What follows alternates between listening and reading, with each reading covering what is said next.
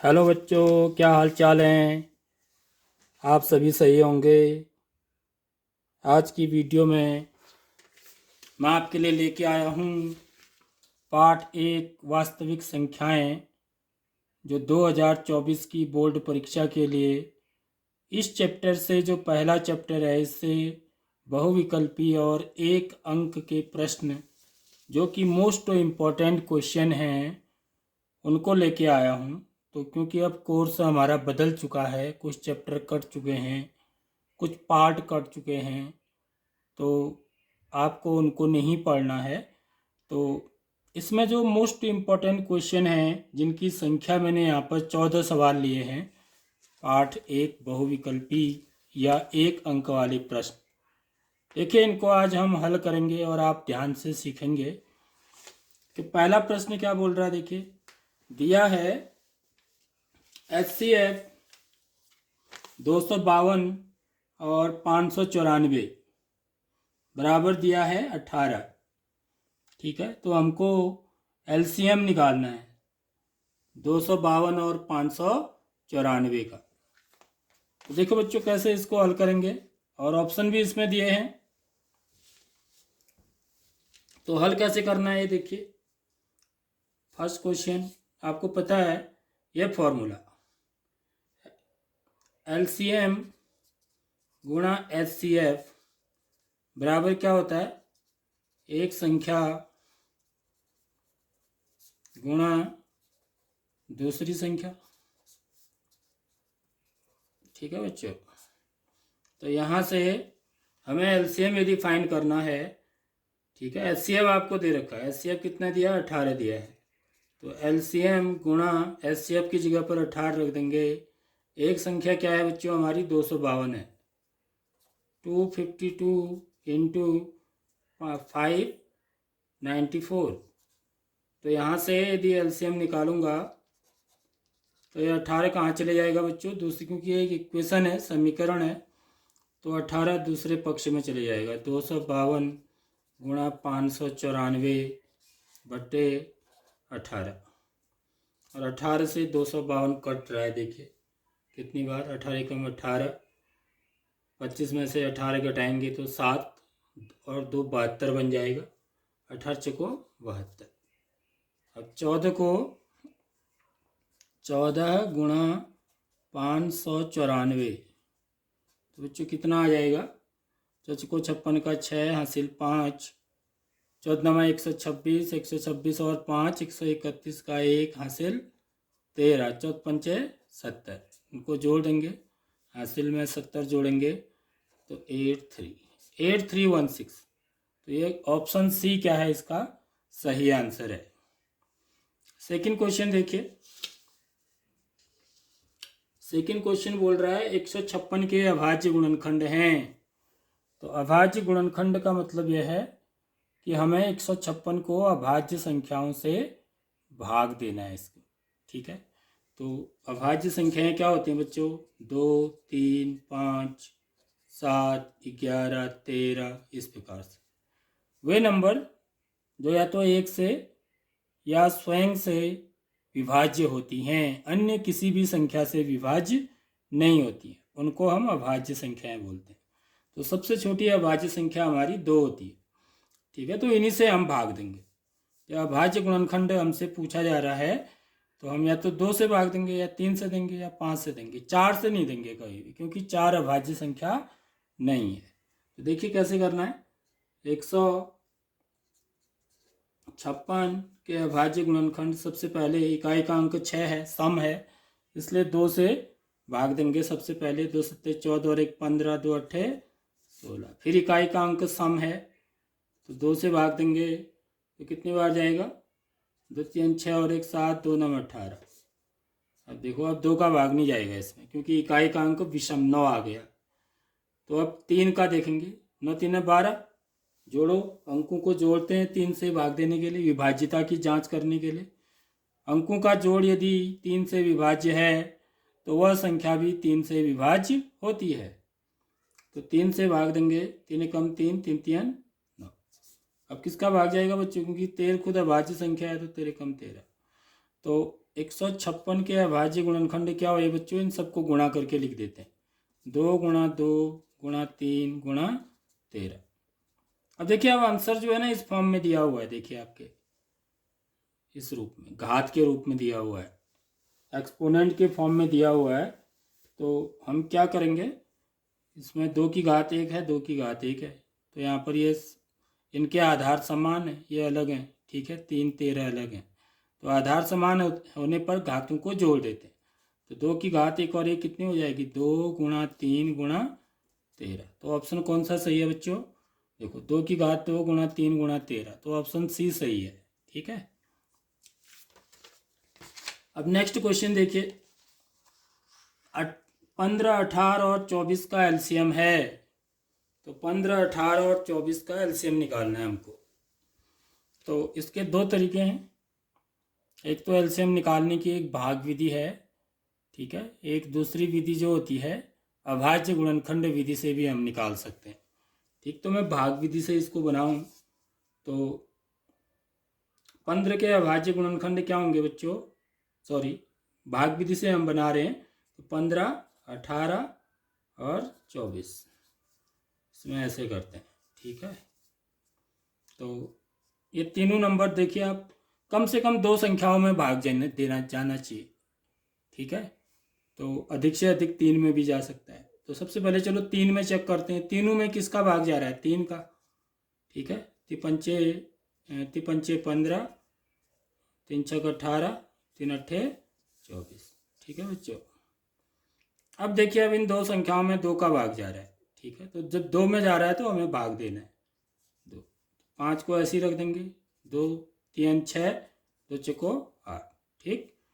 अब देखिए, अब 4 में जो है ना 2 का जा रहा है, लेकिन कम से कम 2 में जाना चाहिए भाग, 2 संख्याओं में, तो सिर्फ 4 में ही जा रहा है, तो हमें भाग देने की ज़रूरत नहीं है, इन सबको गुणा कर देंगे अब, ठीक है। तो गुणा करेंगे तो मैं क्या लिखूँगा, एलसीएम किसका, 15 18 और 24 का, बराबर क्या हो जाएगा, 3 गुणा 2 गुणा 5 गुणा 3 गुणा 4, इन सबको मल्टीप्लाई करेंगे, 3 दूनी 6 6 पंचे 30,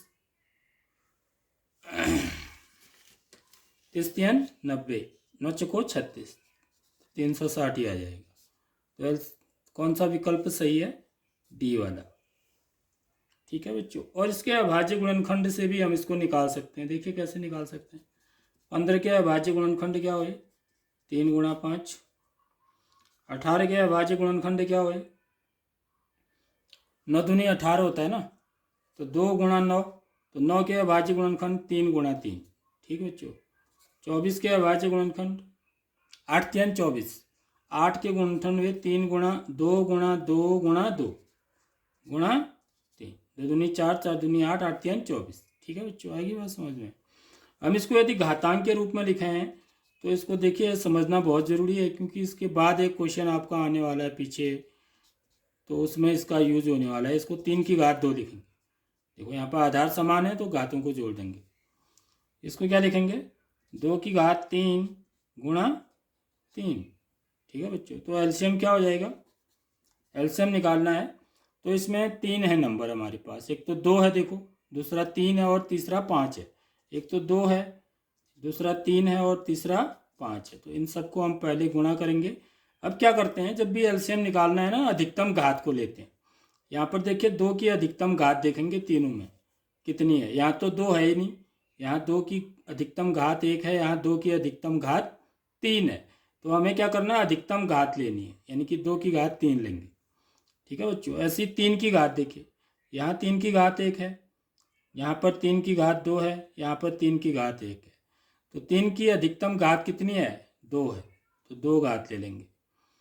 5 की घात देखें, यहाँ पर 1 है, यहाँ इनमें 5 है ही नहीं, तो 5 की अधिकतम घात 1 है, तो ये एलसीएम हुआ। इनको मल्टीप्लाई करेंगे आप, 2 दूनी 4 दूनी 8 गुणा 3 3 9 गुणा 5, तो कितना हो जाएगा, 8 पंचे 40, 9 चको 36, 360। देखिए इस तरीके से भी आपका सेम आंसर आएगा। तो ये तरीका आपको ज़रूर सीखना है, क्योंकि इससे कई क्वेश्चन आपके घातांक के रूप में आएंगे, तो वहाँ पर आप फिर कंफ्यूज नहीं होंगे। तो आपको ये याद रखना है कि एलसीएम लेते समय हम जो भी जितने भी नंबर्स होते हैं उसके जो अभाज्य गुणनखंड होते हैं तो उनमें हमको क्या करना होता है, जो सबसे अधिकतम घात वाला है संख्या उसको लेनी है। ठीक है, जैसे 2 की अधिकतम घात 3 है तो 3 को लेंगे, 3 की अधिकतम घात 2 है तो 3 की घात 2 लेंगे, 5 की अधिकतम घात 1 ही है तो 5 की घात 1 लेंगे। अब मौसों निकालने में क्या करते हैं, जो कॉमन होते हैं उनको लेते हैं। ठीक है बच्चों, तो इसलिए आंसर इसका कौन सा है, डी विकल्प इसका सही है। अब देखिए नेक्स्ट क्वेश्चन, चौथा क्वेश्चन देखिए, निम्नलिखित संख्याओं में से परिमेय संख्या है। तो चौथा क्वेश्चन देखिए, परिमेय संख्या कौन सी है इसमें। सबसे पहले डी से शुरू करते हैं, ये परिमेय है। देखो इसमें क्या आ रहा है, 1 0 1 1 0 1 1 1 0, फिर ऐसे आगे को बढ़ते जा रहा है। यानी कि इसका जो दशमलव प्रसार है वो कैसा है, अशांत, क्या बोलते हैं हम, अशांत अनावर्ती। यदि अशांत अनावर्ती दशमलव प्रसार होता है तो वो जो संख्या होती है अपरिमेय होती है, यानी कि ये परिमेय नहीं है। ठीक है, ये देखिए 10.1 है तो √10.1 है, तो इसको मैं क्या लिखूंगा, देखिए 10.1 10 से गुणा कर दूँ यदि दशमलव को हटाना है और 10 से भाग भी देना पड़ेगा। ठीक है, तो ये क्या आ जाएगा, वर्गमूल 101/10। देखिए ये भी पूर्ण वर्ग संख्या नहीं है, ये भी पूर्ण वर्ग संख्या नहीं है। ठीक है बच्चों, इसलिए ये भी क्या है, ये भी अपरिमेय संख्या है, परिमेय नहीं है। वर्गमूल 3 क्या है, भाज्य संख्या है, बी वाला। तो इसका जो दशमलव प्रसार होगा वो कैसा होगा, अशांत अनावर्ती होगा। ठीक, तो इसलिए ये भी क्या है, परिमेय नहीं है। तो अंत में जो ये ऑप्शन है देखिए, वर्गमूल 9 बराबर क्या होता है, किसका वर्ग है, धन ऋण 3। तो धन ऋण 3, चाहे आप धन 3 लो या ऋण 3 लो, ये दोनों क्या है, परिमेय संख्याएं हैं, क्योंकि मैं इनको p/q के रूप में लिख सकता हूँ, इसको 3/1 लिख सकता हूँ, इसको ऋण 3/1 लिख सकता हूँ। तो इसलिए यही संख्या क्या है, परिमेय संख्या है। नेक्स्ट क्वेश्चन देखिए, 5th क्वेश्चन, निम्नलिखित में से अपरिमेय संख्या है, यहाँ पर अपरिमेय संख्या बतानी है। तो √a पार्ट है 49, तो √49 क्या हो गया, धन ऋण 7 ±7। √36 बी पार्ट, ये भी परफेक्ट स्क्वायर है, पूर्ण वर्ग है, तो धन ऋण 6। ठीक है, इनको बट्टे 1 करके लिख सकते हैं हम, इसलिए परिमेय संख्या है। अब वर्गमूल 27 है, देखिए वर्गमूल 27 जो है वो पूर्ण वर्ग संख्या, किसी का वर्ग है 27 नहीं है। ठीक है, तो आप चाहें तो इसके प्राइम फैक्टराइजेशन अभाज्य गुणनखंड निकाल सकते हैं। तो ये क्या हो जाएगा, 3 गुणा 3 गुणा 3, 3 3 9 3 27। तो वर्गमूल निकालने में हम क्या करते हैं, 2 के जोड़े बनाते हैं, उस जोड़े में से एक क्या आ जाता है, बाहर आ जाता है, 3 वर्गमूल 3। तो देखिए ये परिमेय है लेकिन ये अपरिमेय है। ठीक है बच्चों, तो परिमेय को अपरिमेय से गुणा करते हैं तो हमेशा कैसी संख्या आती है, अपरिमेय संख्या आती है, इसलिए अपरिमेय संख्या ये है। ठीक है, और अंतिम विकल्प वर्गमूल 16 दिया है, तो इसका क्या होगा, वर्गमूल धन ऋण 4 होगा, तो इसको मैं बट्टे 1 करके लिख सकता हूँ, तो ये परिमेय हो जाएगी। तो इसलिए इसका विकल्प सी क्या है, सत्य है। अब देखिए नेक्स्ट क्वेश्चन, 6th क्वेश्चन है, देखो यदि दो संख्याओं का गुणनफल 2166 और उनका मौसो 19 है तो उनका लौसो होगा। ठीक है बच्चों, बहुत अच्छा सवाल है, इस टाइप के सवाल पूछे जा सकते हैं आपके। 6th क्वेश्चन देखिए, दो संख्याओं का गुणनफल दे रखा है, आपको यहाँ पर संख्याएं नहीं दे रखी हैं बल्कि आपको उनका गुणनफल दिया हुआ है।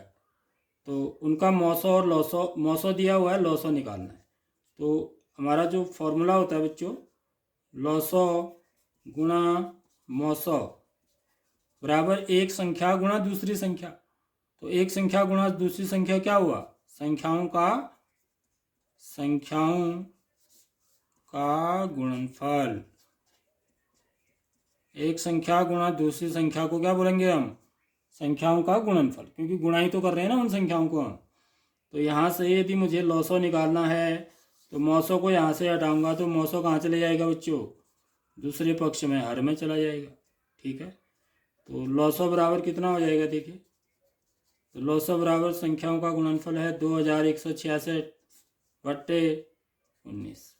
तो 19 का भाग दे देंगे 2166 में, 19 भागा 2166।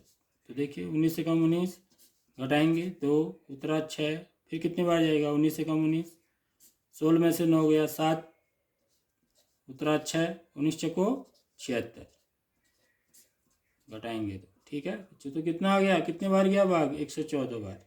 तो लॉसो बराबर कितना हो जाएगा, 114 हो जाएगा। ठीक है बच्चों, आगे बात समझ में, इसलिए कौन सा विकल्प सही है, इसका भी सी विकल्प सही है। अब नेक्स्ट क्वेश्चन देखिए, नेक्स्ट क्वेश्चन क्या कह रहा है, 5005 के कितने अभाज्य गुणनखंड है। 7वां क्वेश्चन देखिए, 5005 के अभाज्य गुणनखंड। यहाँ पर देखिए क्या पूछ रहा है, क्वेश्चन देखना है, समझना है ध्यान से। यहाँ पर अभाज्य गुणनखंड क्या क्या है नहीं पूछ रहा है, बल्कि यह पूछ रहा है कि कितने हैं। ठीक है, तो उनकी गिनती करके लिखना है आपको। तो 5005 के अभाज्य गुणनखंड निकालेंगे तो सबसे पहले किससे डिविजिबल है, 5 से, 5 से विभाज्य है, 5 एकम 5 0 0 5 एकम 5। अब उसके बाद देखिए 1 2 से नहीं है, 3 से नहीं है, 5 से नहीं है, तो अगला नंबर क्या आता है, 7 आता है। 2 से होने के लिए क्या होना चाहिए, इकाई का अंक सम होना चाहिए।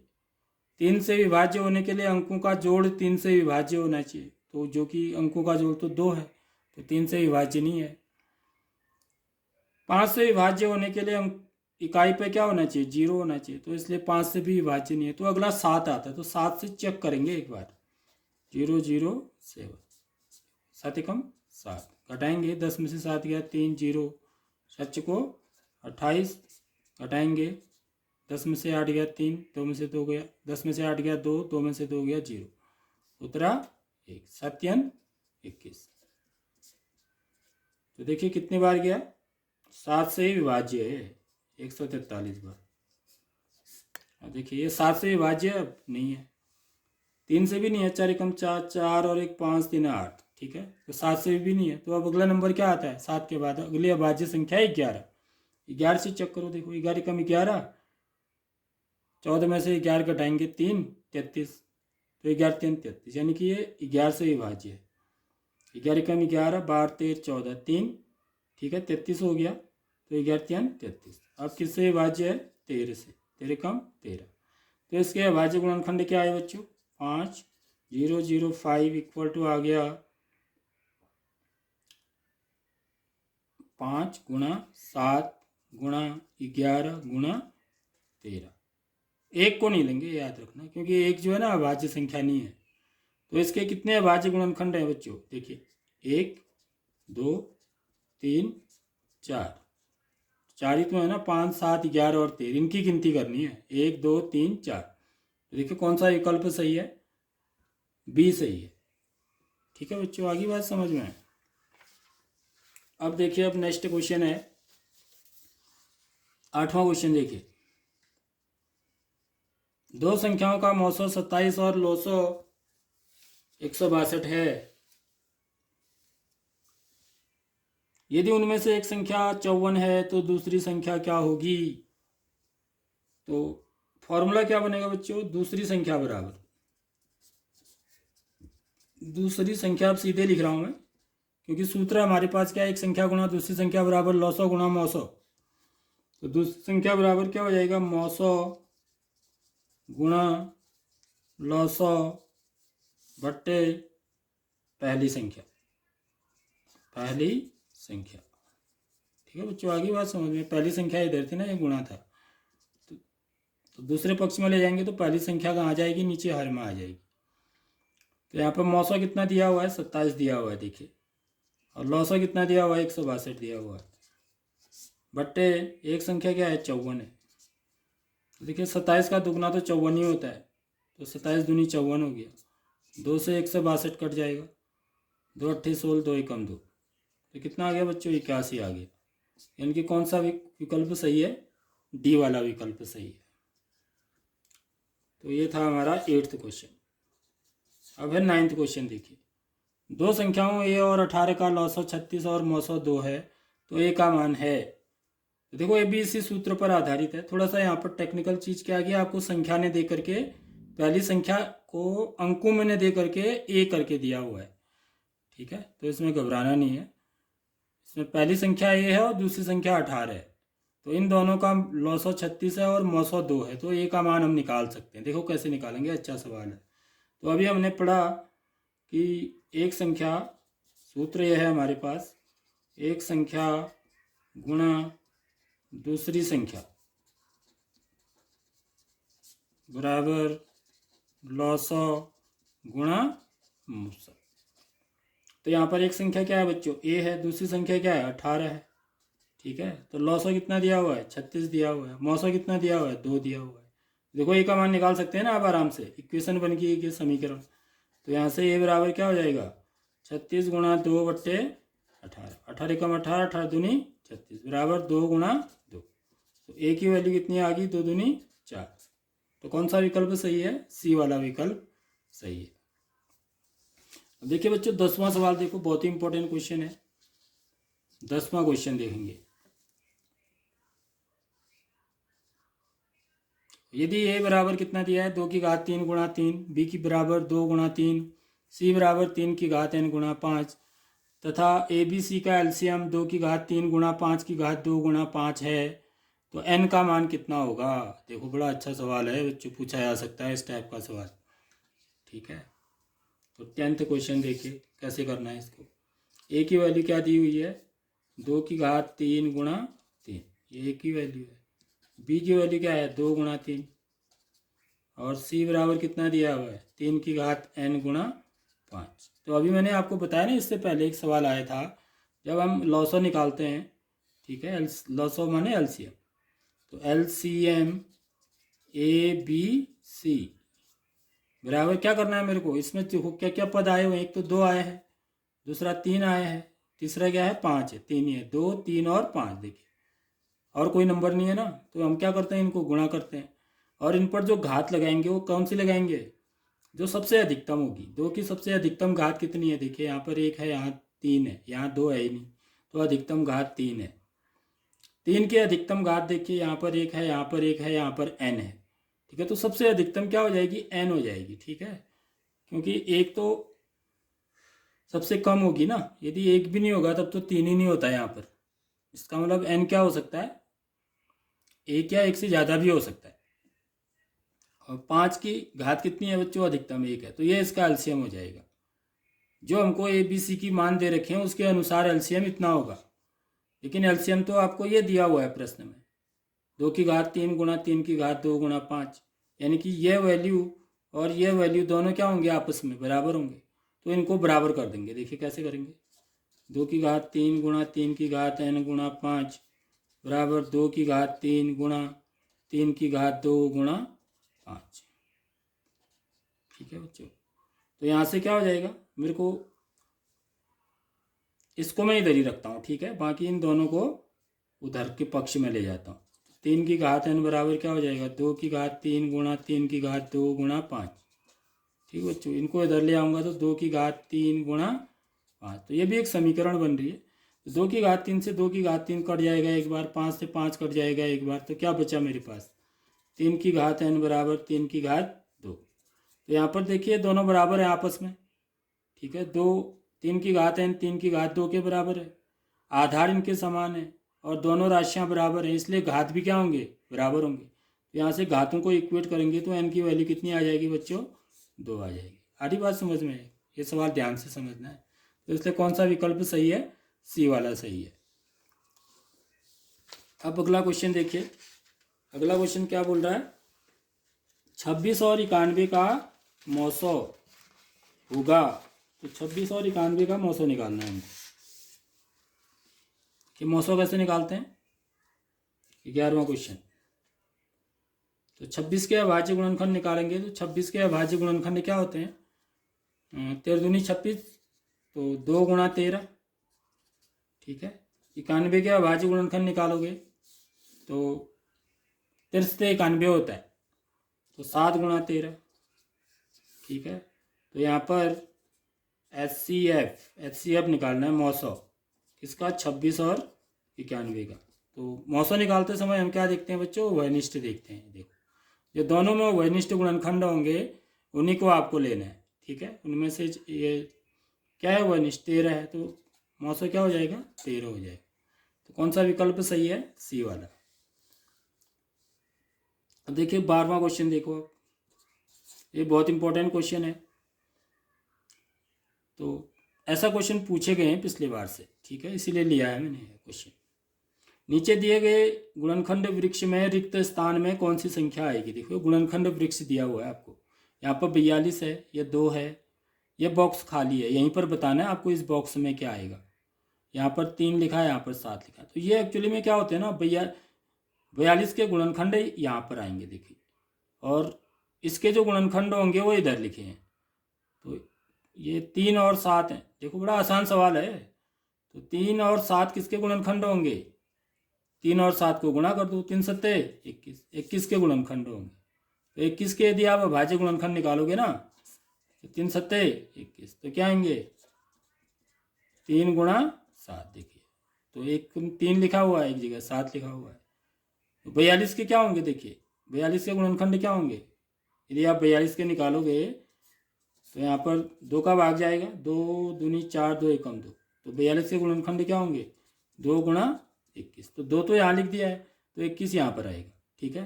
तो यहाँ पर ऐसे भी कर सकते हो, ऐसे भी कर सकते हो। तो इसका आंसर क्या होगा बच्चों, यहाँ पर इस बॉक्स में क्या आएगा, 21 आएगा। तो इसलिए कौन सा विकल्प सही है, डी वाला। अब अगला देखिए 13वां क्वेश्चन, वर्गमूल 2 और वर्गमूल 7 के बीच एक अपरिमेय संख्या ज्ञात करो। देखिए 13वां क्वेश्चन है, वर्गमूल 2 और वर्गमूल 7 के बीच की अपरिमेय संख्या बतानी है। तो हम ना वर्गमूल 2 की वैल्यू फाइंड कर लेते हैं, डेसिमल के एक प्लेस तक कितनी आती है, ठीक है। तो यदि 2 का वर्गमूल निकालना आपको, तो 2 को क्या लिखेंगे, 2.00, ठीक है। फिर हम क्या करते हैं, एक ऊर्ध्वाधर एक क्षैतिज रेखा खींचते हैं। अब हम क्या करते हैं, वो पूर्ण वर्ग संख्या ढूंढते हैं जो 2 के बराबर या उससे कम हो, ज़्यादा नहीं होनी चाहिए, ठीक है। तो वो पूर्ण वर्ग संख्या क्या है, 1 है। 1 का वर्ग 1 के कम 1 होता है, 2 का वर्ग 2 दूनी 4 हो जाता है, इससे ज़्यादा हो जाता है। तो यहाँ पर 1 आएगा, यहाँ भी 1 लिखेंगे, जो यहाँ लिखेंगे वही यहाँ पर भी लिखेंगे। इन दोनों को गुणा करके इसके नीचे लिखेंगे, 1 के कम 1, घटाएंगे, 2 में से 1 घटाया 1। अब लोगों देखो दशमलव लग जाएगा यहाँ पर सबसे पहले, क्योंकि दशमलव आ रहा है। उसके बाद देखिए जोड़े बनने पड़ते हैं ना, यहाँ पर दशमलव से पहले इधर को, दशमलव के बाद इधर को, तो 2 जोड़े दोनों उतरेंगे। यहाँ पर क्या करते हैं, हम इकाई का अंक जोड़ देते हैं या इसका दुगुना कर देते हैं। तो 1 और 1 जोड़ा 2। अब यहाँ पर क्या आएगा, एक जो अंक यहाँ पर आएगा वही अंक यहाँ पर भी आएगा, उन दोनों को गुणा करके इसके नीचे लिखते हैं। तो देखिए कौन सा अंक आएगा ये पता करना है, तो 2 को इसको बंद करो आप, इस 0 को इकाई पर, 2 का भाग 10 में, तो कितनी बार जाएगा, 5 बार। तो 2 पंचे 10, ठीक है। तो यहाँ पर लेकिन मैं 5 लिखूंगा, यहाँ भी 5 लिखूंगा, तो 25 पंचे 125 हो जा रहा है, इससे ज़्यादा आ जा रहा है।